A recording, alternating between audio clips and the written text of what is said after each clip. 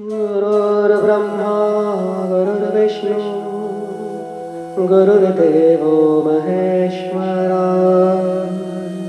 गुरुर्साक्षात् परं ब्रह्म तस्मै श्री गुरुवे नमः।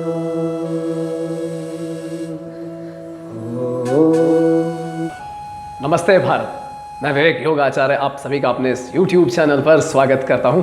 ईश्वर से आप सभी के अच्छे स्वास्थ्य की मनोकामना करता हूं। आज हम करेंगे अश्व संचालन आसन। जैसा कि नाम से ही समझ में आता है, अश्व का मतलब घोड़ा, तो घोड़े को कंट्रोल या उसको चलाने का तरीका। तो उस तरीके में जैसे हम बैठते हैं कुछ वैसा ही मेल खाता हुआ ये आसन है। और सूर्य नमस्कार का चौथा आसन है। इसमें सूर्य नमस्कार में 2 बार इसको प्रयोग करते हैं और काफ़ी इफ़ेक्टिव है। तो ध्यान से सुनेंगे और समझेंगे कि इसको बनाते कैसे हैं। और इसमें सबसे ज़्यादा ज़रूरी जो जानने वाली बात है वो ये है कि जो पैरों और हाथों का डिस्टेंस है वो कितना होना चाहिए। उसमें कन्फ्यूज़न रहता है। तो हाइट के हिसाब से, आपकी लंबाई चौड़ाई के हिसाब से, अपने हिसाब से होता है। वो हर इंसान का अलग होता है। तो वो डिस्टेंस कैसे मैनेज करना है वो ज़रूर बताऊंगा। और वही सबसे बड़ा खेल है इसमें। तो ध्यान से देखेंगे कि कैसे किया जाता है। और रहा दूसरी बात, कौन कर सकता है कौन नहीं कर सकता, ये तो आप डिस्क्रिप्शन बॉक्स में पढ़ लेंगे। तो क्या करेंगे देखेंगे। पहले इसको वज्रासन से मैं परफॉर्म करवा के दिखाता हूँ कैसे करना है। तो हम पहले वज्रासन में बैठ जाएँ, धीरे से घुटनों के ऊपर आ जाएँ और पैरों के पंजे अपनी तरफ खींच लें, टोस के ऊपर आ जाएँ। ये हो गई पैरों की पोजीशन। और अब हमने क्या करना है, आगे बॉडी को ले जाते हुए हाथों को इतना आगे ले जाना है कि जिस पर हम बॉडी को सीधा रख सकें। और देखेंगे ध्यान से, पहला डिस्टेंस तो कैसे मैनेज करना है। यहाँ से हम पहले ऊपर उठेंगे, तो अब देखेंगे कि हमारे जो रिस्ट है उससे बिल्कुल सीधा परपेंडिकुलर 90 के कोण के ऊपर आपके कंधे आने चाहिए। अगर ये पीछे हैं तो आप देखिए पैर मुड़े रहेंगे, और आप पीछे अगर रखते हैं तो आपके पैर ज़रूरत से ज़्यादा पीछे चले जाएंगे, ये डिस्टेंस गलत हो जाएगा। और अगर ये कंधा आगे चले जाता है इस तरह से तो पैर ज़रूरत से ज़्यादा पास आ जाएंगे, ये भी गलत है। तो इसमें जो है आपकी राइट पोजीशन नहीं बन पाएगी। तो क्या है सबसे सुंदर कि आप पहले जैसे दंड पोस्चर कहलाता है ये, या संतुलन पोस्चर या संतुलन आसन भी कहते हैं इसको।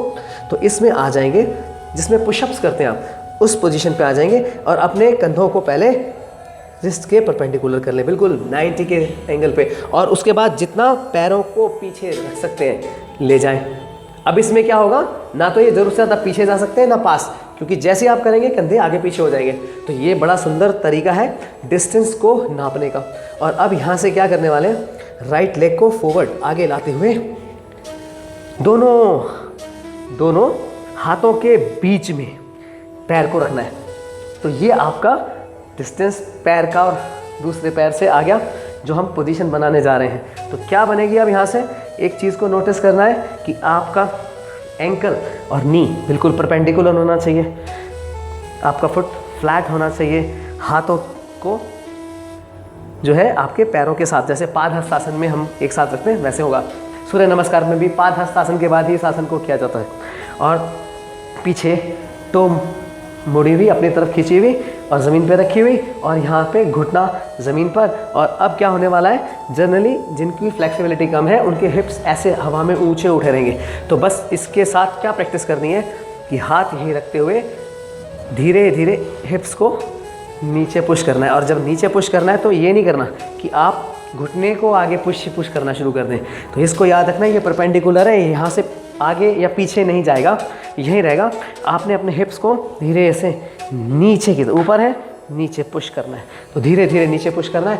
ये तो हो गया अच्छा करने का तरीका कि कैसे उसको हम इम्प्रूव कर सकते हैं धीरे धीरे। और कुछ हफ्तों की प्रैक्टिस के बाद आप आएंगे बिल्कुल नॉर्मल में, काफ़ी अच्छा आपका हिप नीचे आ जाता है, प्रॉपर वे में ऊपर नहीं उठा रहता। तो जब ये नीचे आ जाएगा तो एक फ़ायदा और होगा कि अगर आपके हाथ ऐसे हैं ज़मीन पे से ऊपर है तो वो भी ज़मीन पर आ सकते हैं। तो ये तो हो गया यहाँ पे तरीका।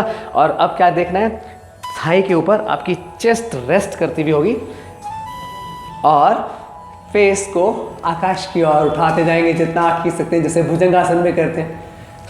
कोहनियाँ सीधा, और धीरे से जब वापस आना है तो हिप्स को ऊपर उठा के और पैर पीछे ले जाए और फिर वज्रासन में बैठ जाए। अब मैं दूसरे पैर से करके भी दिखा रहा हूँ, आप ध्यान से देख लेंगे। तो क्या से बनाना है, हाथों को पोजीशन पे लाना है, पुशअप पोजीशन पे, और धीरे से पैर आगे।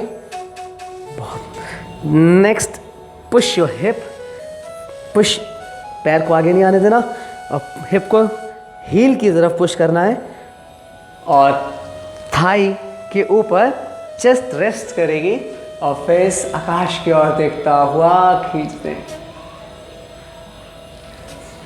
तो ये था एक तरीका जिससे हम जज कर सकते हैं कि हमारे पैर और हाथ का डिस्टेंस कितना है। जो स्ट्रांग लोग हैं, एक और तरीका भी है, उसमें क्या कर सकते हैं, हम लेट जाएंगे, पैर के पंजे अपनी तरफ खींच लेंगे, हाथों को अपने चेस्ट के पास रखेंगे और धीरे से यहाँ से पुशअप पोजीशन पे आ जाएंगे। तो ये ऐसे भी किया जा सकता है। और अब देखेंगे, जज करेंगे कि हाथ कंधे आगे या पीछे तो नहीं है, तो वहीं रोकेंगे और फिर शुरू कर देंगे यहाँ से। नाइस। तो ये तो डिस्टेंस नापने का तरीका था, ये दोनों पैरों से किया जाता है। तो ये वीडियो अगर आपको जानकारी से भरपूर लगी हो तो इसको शेयर करें, लाइक करें और सब्सक्राइब करें चैनल को। और नेक्स्ट वीडियो तक के लिए नमस्कार।